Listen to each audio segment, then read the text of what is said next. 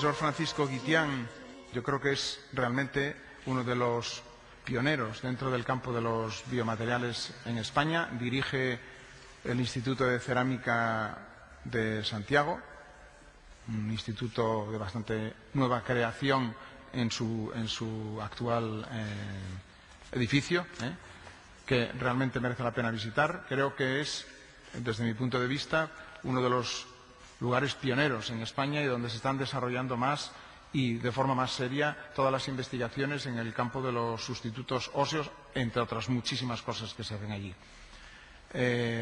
Nos conocemos hace muchísimos años y bueno, ha aceptado el estar hoy aquí con nosotros para presentar pues sus, yo no diría mejores resultados, porque no solamente son resultados, sino yo creo que presentará lo que sí se puede hacer y lo que no se puede hacer a día de hoy. Después tenemos al profesor José Serafín Moya. El profesor José Serafín Moya es profesor de investigación del Consejo Superior de Investigaciones Científicas. Considero que es una de las mentes más privilegiadas en este país en nuestro campo de los materiales. Fue mi jefe durante muchísimos años y no lo digo también, de Serafín. Bueno, de verdad considero que es lo mismo que en medicina se dice un médico que tiene olfato y que tiene cierta intuición con los enfermos. El profesor Moya es una persona que tiene intuición para la investigación, ¿no? ¿Qué es lo que va a ser importante y qué no es importante en la investigación? Nos va a dar una charla pues de ámbito bastante general, pero que abre los ojos a lo que ha sido la evolución en la investigación dentro del campo de los materiales cerámicos en el que trabajamos todos nosotros. Bueno, no voy a decir autor de tal cantidad de publicaciones, tiene premios, es fellow, bueno, en fin, es una persona, digamos que es todo un lujo tenerle hoy aquí con nosotros. El siguiente speaker es Diego. ¿Cómo es tu segundo apellido, Diego? Gómez, ¿no? Es que es David Gómez y Diego Gómez. Bueno, es profesor en la Universidad de Sevilla, pero está adscrito al Instituto de Ciencia de Materiales. Es un centro mixto también del Consejo, ¿no?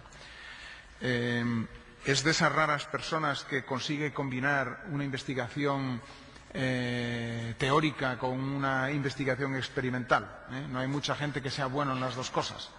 Vamos, ni siquiera hay gente muy buena en uno de ellos. Él creo que es una de esas personas que dentro del campo de los materiales, fundamentalmente, creo que los artículos que han publicado dentro del campo de la superplasticidad de la circona, bueno, pues yo creo que son el referente mundial que existe en la actualidad, sobre sus propiedades, sobre cómo se pueden volver los materiales superplásticos bajo ciertas condiciones, y hoy precisamente va a hablar sobre este campo, aunque propuso hablar sobre la teoría de la relatividad en un principio, porque es una persona que ya digo que lo mismo puede hablar de la teoría de la relatividad que de la superplasticidad. Bueno, yo creo que hoy aplicaba más el hecho de hablar de la circona, ¿no? Y por último está David Gómez. David Gómez creo que es una de las personas, primero, que tiene ya un pasado importante, pero creo que es una de las personas que conozco que más proyección hacia el futuro tiene y, sobre todo, bueno, uno, por sus cualidades como investigador. Es el director del área de energía del Instituto Tecnológico de Materiales, pero, sobre todo, la forma en la que está trabajando y dirigiendo su nuevo grupo de energía dentro del ITMA y los avances que están consiguiendo dentro de lo que es energía fotovoltaica de segunda generación, que él va a explicar, pues creo que de verdad es una persona que merece la pena hoy escuchar, porque va a dar una visión general de cómo se puede sacar más rendimiento a la luz del sol para crear energía, y nos va a explicar tanto, yo supongo, no sé, la primera generación la va a tocar, pero primera, segunda, tercera generación y más, cómo podemos generar energía a partir de la luz solar. Será el último ponente y después habrá una mesa. Yo creo que lo mejor es que si hay preguntas las dejemos todas para el final y aquellos que tengan preguntas se las dirijan directamente al ponente, que quieran.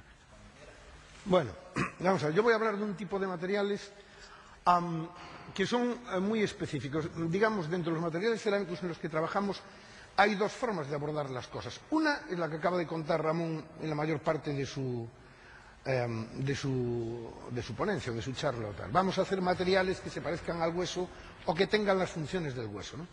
La otra opción es esta opción, es decir, vamos a facilitarle el trabajo al hueso. Si hay alguien que trabaje por nosotros, mejor que trabaje él, ¿no?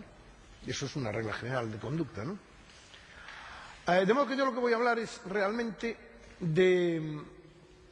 y rapidito, ¿qué son los biomateriales? ¿Qué es el hueso? Es decir, ¿qué nos interesa a nosotros del hueso? Y tampoco puedo hablar mucho, porque el hueso es muy complicado y yo no sé mucho de eso, ¿no? Y después un poco de las biocerámicas. ¿Cómo deben ser las biocerámicas de regeneración ósea? Y cómo se diseñan y fabrican. Y 2 diapositivas sobre el futuro y se acabó. Bueno, vamos a ver. Aparte de que este sistema no me convence porque me come letras, porque mi versión es la del 97 y resulta que esta es del 93. Bueno, ¿cuál es el problema que intentan resolver este tipo de materiales, ¿no? Intentan resolver lo que se llama un defecto de tamaño crítico, ¿no? Si un defecto de tamaño crítico es, por ejemplo, este defecto. Este es un cráneo de un tipo, de un inca, es una momia inca del siglo VI o VII, una cosa por el estilo, ¿no? Aquí a este buen hombre le dieron un leñazo, aquí, ¿no? Y le abrieron un boquete, ¿no? Pero el tío sobrevivió, sorprendentemente, y sobrevivió hasta que el hueso en el cráneo le creció, pero no fue capaz de cerrar todo el defecto. Es decir, primero el hueco era este, supongo que por ahí se le saldría el cerebro a trozos y tal, pero fue cerrando hasta que al morir solo le quedaba este trocito, ¿vale? Eso es un defecto de tamaño crítico, es un defecto que, por ejemplo, en un hueso o en otro tejido, que el animal o la persona no puede resolver en toda su vida, ¿vale? Aquí hay, por ejemplo, algunos tamaños críticos, pues bueno, yo qué sé, va desde los 4 o 5 milímetros en una rata a 15 o 20 milímetros en el mono, en nosotros, que venimos a ser parecidos, ¿no? Por no decir idénticos, ¿no? ¿Cómo se resuelve este problema? Pues se resuelve mediante los llamados biomateriales de regeneración ósea. Es decir, esto lo que son es andamios. Imaginemos que yo quiero hacer esta iglesia, ¿no? Pues yo puedo tener los mejores operarios del mundo, los mejores obreros del mundo, pero es evidente que si yo no le pongo andamios para subir y escaleras, los tíos llegan hasta aquí. No llegan más arriba de aquí, ¿no? Lo mismo le pasa a las células que reconstruyen un tejido. En mi caso, el tejido óseo, ¿no? Lo que hacemos nosotros es, para cerrar esos defectos críticos, y también los no críticos, claro, le damos unos andamios que rellenan el defecto y sirven de andamio, de tal manera que las células pueden meterse ahí y construir hacia arriba, donde ya no llegarían si no tuviéramos andamios, ¿no? Tienen que tener 2 o 3 cosas, pues por ejemplo deben de ser parecidos, como veremos, al hueso, y deben de permitir, y esto es muy importante, la vascularización. Es decir, no hay nada que se pueda hacer que se meta en el cuerpo humano de un animal si no le llega en menos de un par de días aporte directo de sangre y por lo tanto de oxígeno y por lo tanto de alimentos. Y eso es muy importante. Y generalmente los tipos de las ciencias llamadas duras, que somos nosotros, los de los materiales y tal, nos olvidamos de estas cosas generalmente, ¿no? Bueno, ¿qué me interesa? Me interesa aclarar, no voy a hablar ya de lo que es la biocompatibilidad, que eso ya lo dijo Ramón, pero sí en una clasificación de materiales, o de los materiales que se pueden poner en el cuerpo humano, en el cuerpo de un animal, pues bueno, tóxicos, biocompatibles, inertes. Los inertes son estos que habló Ramón, la circona, la alúmina, los nanocomposites, en el mejor de los casos, ¿no? Inertes, entre comillas, ¿no? Los materiales que a mí me interesan en esto que estoy contando ahora son los bioactivos, es decir, son materiales que tienen actividad biológica. No se pide solo que se estén quietos o que no hagan daño o que no tengan metalosis, sino que tengan actividad biológica, ¿no? Y dentro de esto solemos dividir, por cuestiones de comodidad, en los materiales bioactivos estables y solubles o reabsorbibles, se llaman de las dos maneras. Estables son unos que aguantan mucho, nunca todo el tiempo, pero bastante, ¿no? Y los reabsorbibles son los que son más reabsorbibles que los estables, y la cosa es muy sencilla, ¿no? Nada es estable ni nada es totalmente reabsorbible, ¿no? Estos son los míos, ¿no? Lo que nos va a interesar. ¿Cómo funcionan estos materiales? Imaginemos que yo tengo un tejido, en mi caso un tejido óseo. Podría ser otro tejido, pero estamos hablando de esto, ¿no? Y yo ahí le hago un corte y yo ahí voy a meter un material. Mi cuadradito ahí amarillo es mi material. Y me pueden pasar 3 cosas. Que el material sea inerte. Si el material es inerte, la tendencia del tejido, en mi caso el tejido óseo, es bloquearlo y sacarlo de en medio. Como no puede escupirlo, lo que hace es lo inquista. Le mete un tejido conjuntivo, que es un tejido del tipo de los tendones o demás, para no meternos en jaranas, ¿no? Lo mete ahí y ahí está parado. Es un bloqueo de donde los supuestos iones o partículas o lo que sea de ese material, en teoría no salen, ¿no? Las otras dos opciones son, en el caso del hueso, el material puede ser soluble, favorecer el crecimiento de hueso si es bioactivo, pero ser soluble relativamente siempre, ¿no? De tal forma que al cabo de un tiempo prudencial, pongamos 2, 3 años, lo que fuera, mi material ya no existe como tal material, o si acaso queda algún resto, y su lugar era un cuadrado. Su lugar acaba siendo sustituido por hueso nuevo, ¿no? Y la otra opción, que son los materiales estables, son materiales bioactivos, o sea, biocompatibles y bioactivos, que yo puedo meter en el hueso, y esos materiales se disuelven con bastante dificultad, pero tienen una gran capacidad para unirse de forma fuerte al hueso y de favorecer el crecimiento de hueso nuevo, ¿no? Los materiales clásicos en estos dos... Bueno, los materiales clásicos aquí pues son, por ejemplo, las alúminas o las circonas, por ejemplo, muchos metales. Los materiales clásicos en este tipo de materiales pues son los biovidrios y los fosfatos tricálcicos, básicamente, y los materiales típicos de aquí pues son los hidroxiapatitos, que son los fosfatos cálcicos con agua típicos de nuestros huesos, ¿no? Y vamos a lo de los huesos, ¿no? Y para no meternos en líos, y ya digo porque además, si cuento demasiado me pillan, porque no es lo mío, ¿no? El hueso es una estructura muy complicada, ¿no? Pero muy.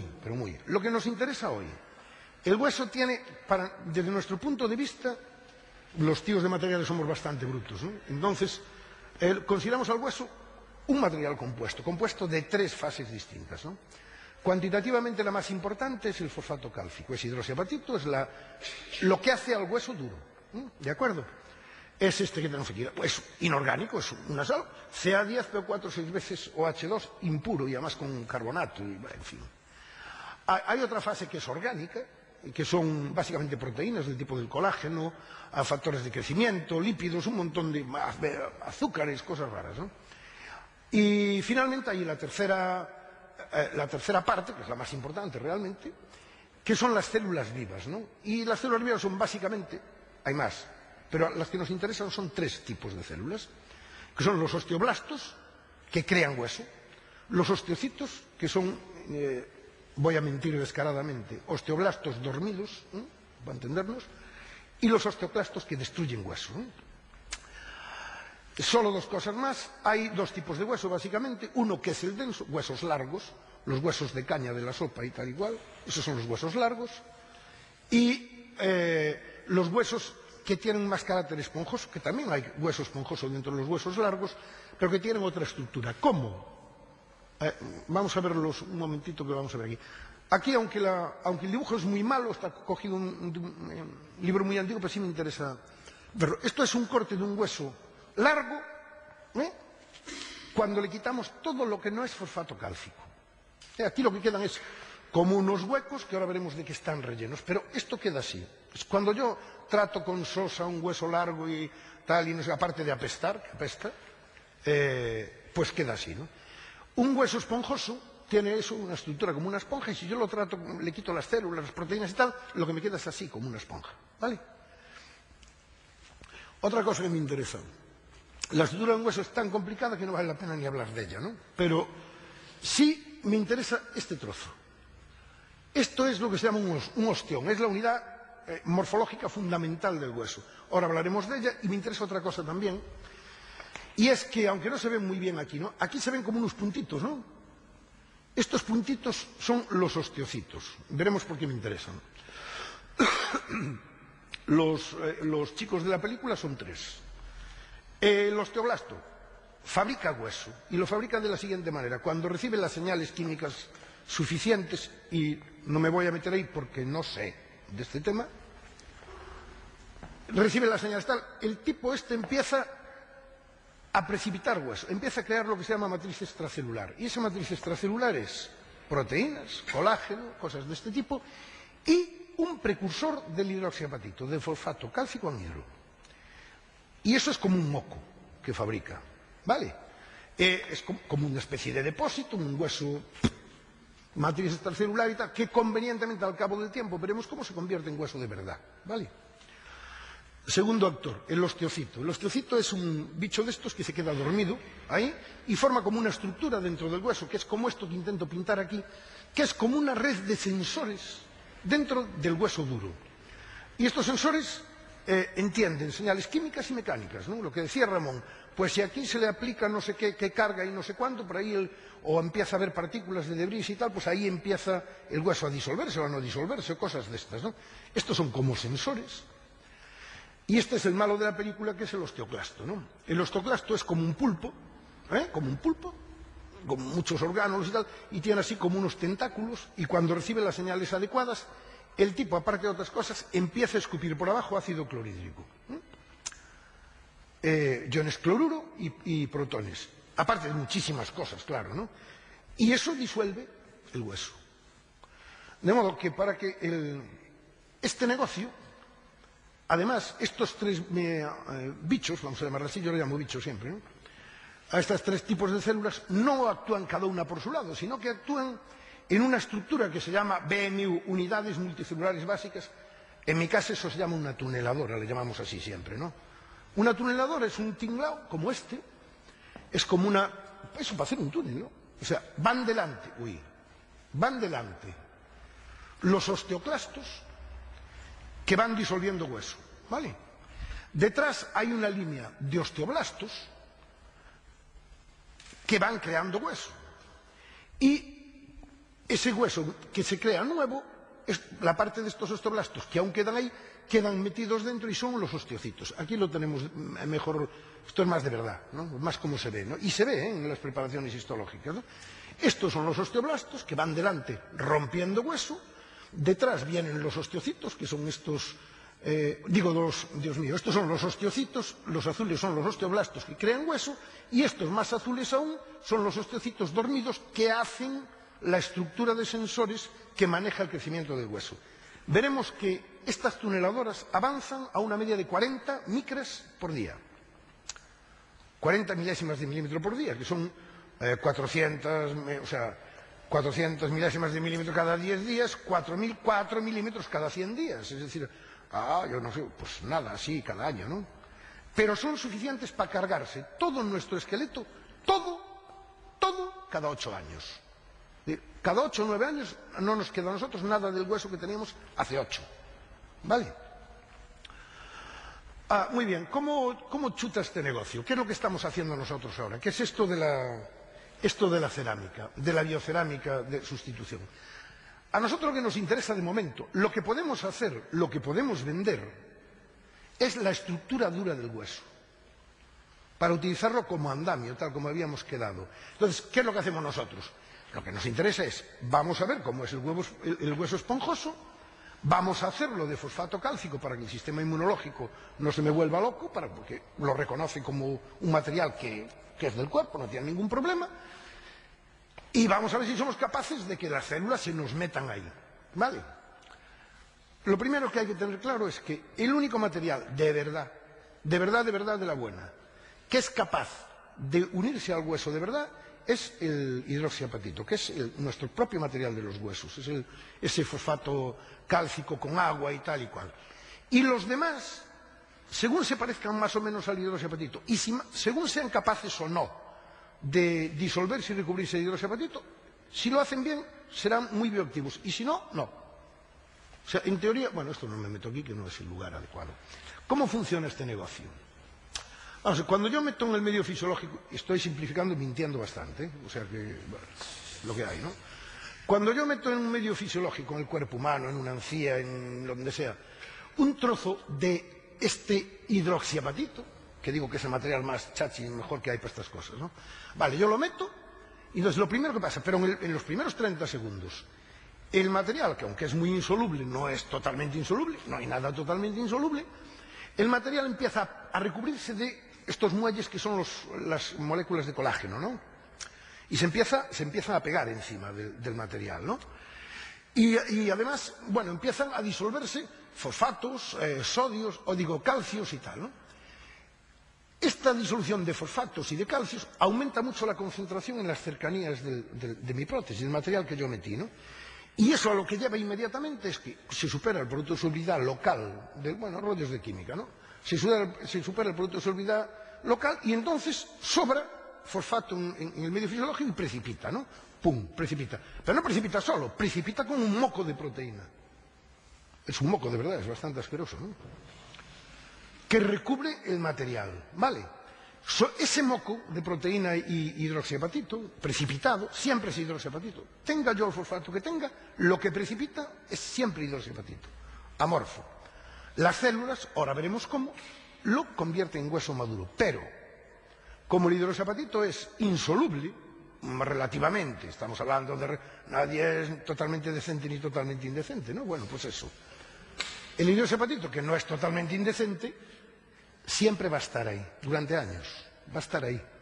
La tasa que tenemos medida, por ejemplo, en conejos, cuando se implantan conejos, se disuelve aproximadamente un 3,5% anualmente. Un 3,5%, que es poco, ¿no? ¿Vale?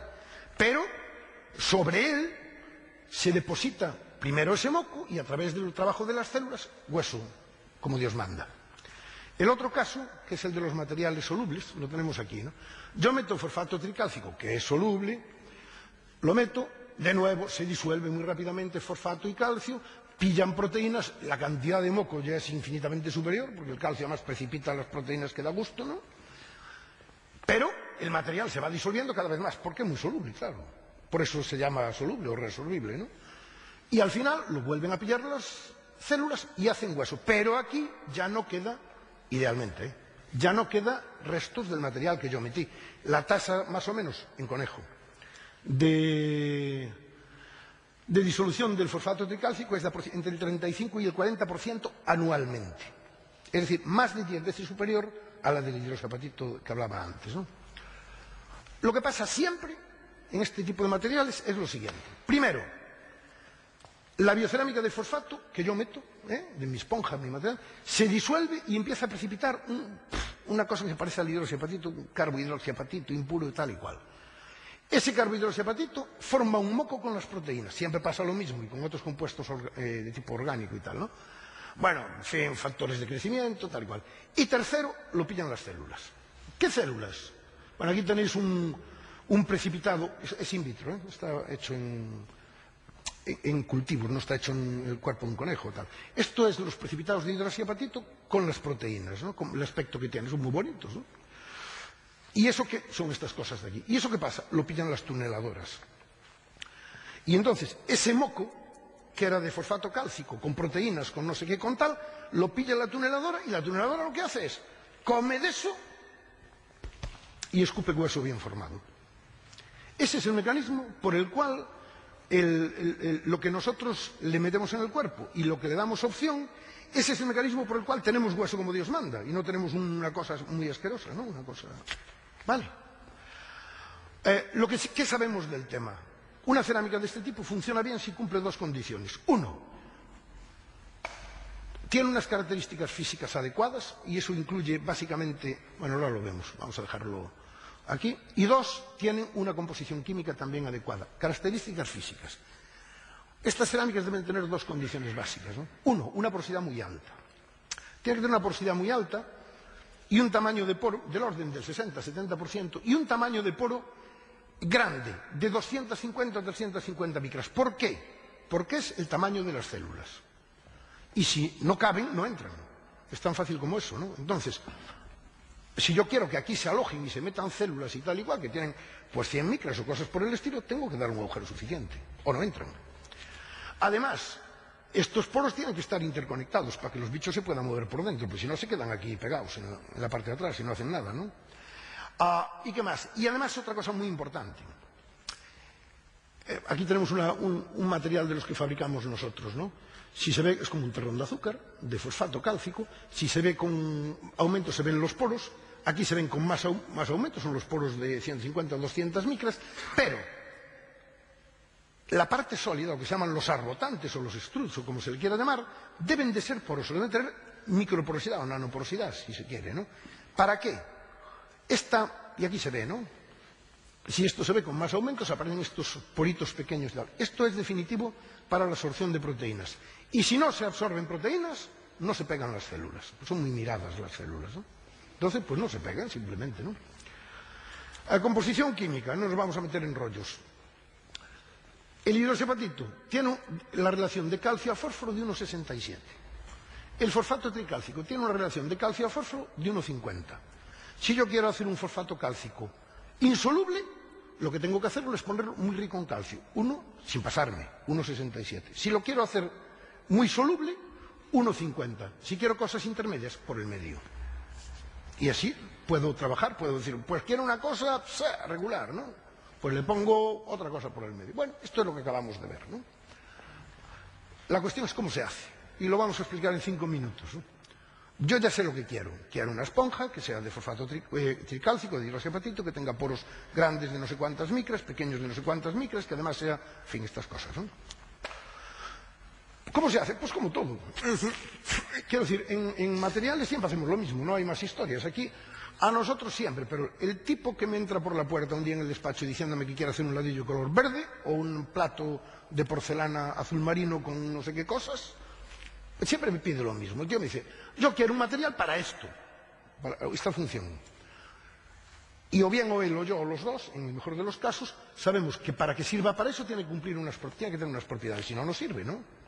Para que tenga esas propiedades, ese material tiene que tener una composición final, en el momento del uso, tiene que ser esa composición, otra que le dé las mismas propiedades, y una microestructura, una porosidad, una relación de fases determinada. Y si no, no tiene las propiedades y no cumple la función. La siguiente cuestión es, ¿cómo consigo esa composición y esa microestructura? Pues pillando materias primas adecuadas y procesándolas como debo, lo cual es mucho decir, ¿no?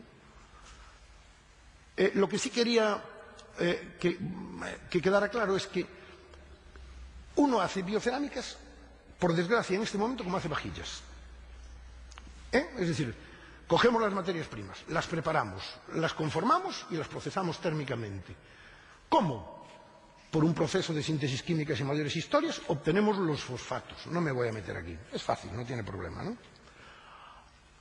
Preparamos unas suspensiones, la forma más sencilla de esos fosfatos, los colamos sobre esponja, que puede sonar muy técnico. Colarlo sobre esponja quiere decir, se coge un caldero bien grande lleno de una suspensión del fosfato cálcico con agua adecuada, bien, con buena viscosidad, y se coge la esponja así y se hace chuf, chuf, chuf, chuf. Se saca y se deja escurrir. Ahora lo hacemos con máquinas, pero la verdad es esa, ¿no? Es lo mismo, ¿no?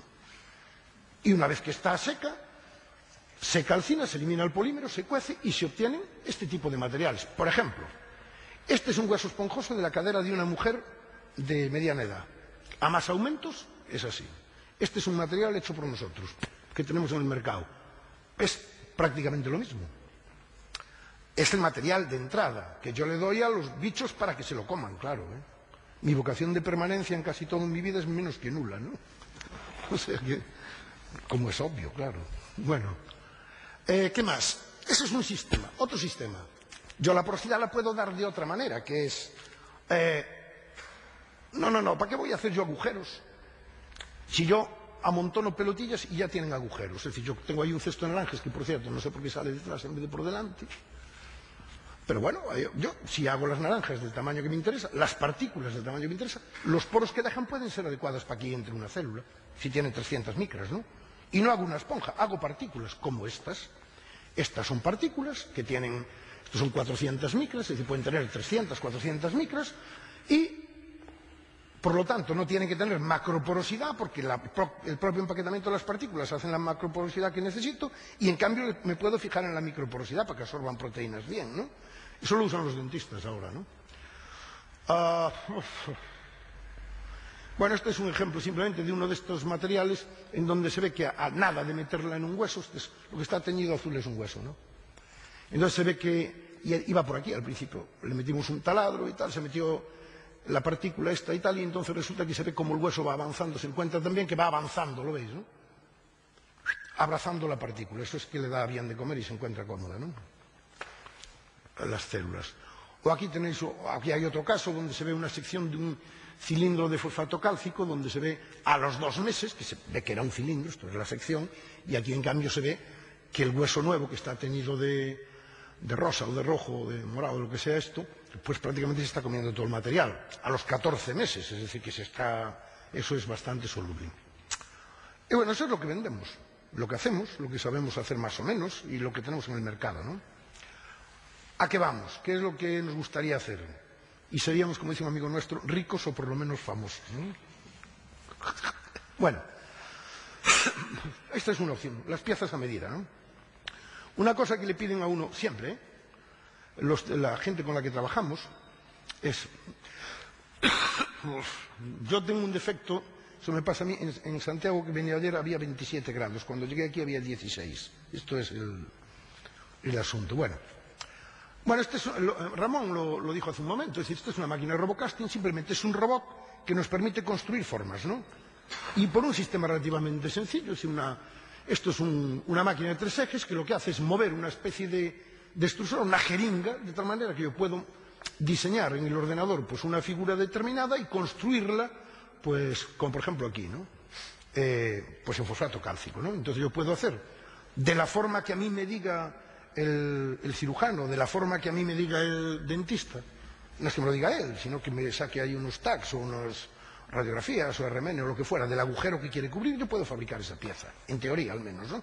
La puedo hacerla muy cerrada, muy abierta y siempre, si este es el material, fijaos que esto tiene 1 milímetro, ¿no? Bueno, pues el material además lo hago poroso a mi conveniencia para poder conseguir que ahí se le peguen proteínas y todo este tipo de historietas.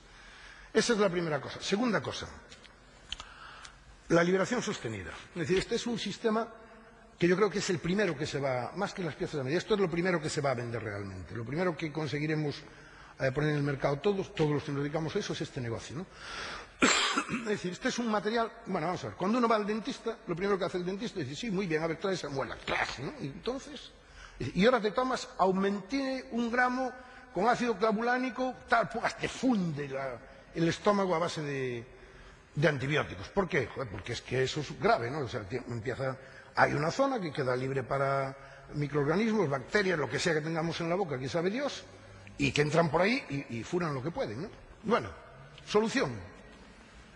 Hombre, no, en el biomaterial que vamos a meter en el hueco, metámosle el antibiótico. Esto ya se hace, es decir, cualquiera que haya visto, yo por desgracia, o por suerte, para mí vi muchas operaciones de todo, con médicos que trabajaban conmigo y demás, del estilo de, ven aquí que tenemos una operación muy bonita de cadera, le llaman una operación muy bonita de cadera a una que salta la sangre a 1,5 metros de altura, ¿no?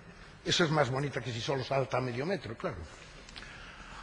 Entonces terminan de poner, entonces cogen un cacharro con gentamicina o lo que sea y hacen chuf, chuf, chuf, chuf, chuf, chuf, chuf, chuf, y le ponen allí en la herida o donde sea, que es lo que hay que hacer además. ¿Cuál es el problema? El problema es que los fluidos, el torrente sanguíneo si lo hay, lo que sea, donde sea, eso se lleva rápida o con cierta rapidez los antibióticos, ¿no? Una solución es, por ejemplo, esta nubecilla que tengo aquí es mi biomaterial, ¿no? Entonces yo en vez de meter ahí, pues eso, gentamicina o tal, o lo que sea, o vancomicina, o cualquier cosa de estas que usan ahora, yo lo que meto aquí es unas cápsulas que son como estas, ¿no? Donde lo rojo es el antibiótico, ¿no? Y lo que yo le tengo alrededor es, pues por ejemplo, gelatina, pero soluble en agua, ¿no? Soluble en el medio fisiológico. Pero aquí tiene, pues una micra de espesor, la cápsula de gelatina. Y aquí 5, y aquí no me acuerdo cuántas, 25 y aquí 50. Es decir, si la gelatina es igual y está en sitios comparables, esta se va a disolver, pongamos, en 1 día, esta en 5 días, esta en 25 días y esta en 50 días. La cápsula. Y liberará el medicamento. Con lo cual yo voy a tener una liberación de este estilo a medida que me voy cargando las cápsulas. Y además, no sistémica, en el sitio, ¿no? O sea, la teoría es muy bonita. ¿Cuál es el problema? Regulatorio. Esto es un problema porque los materiales, todo este tipo de materiales son productos sanitarios y tienen una regulación que es bastante estricta en este momento. Amigo, pero esto ya es un medicamento, ¿no?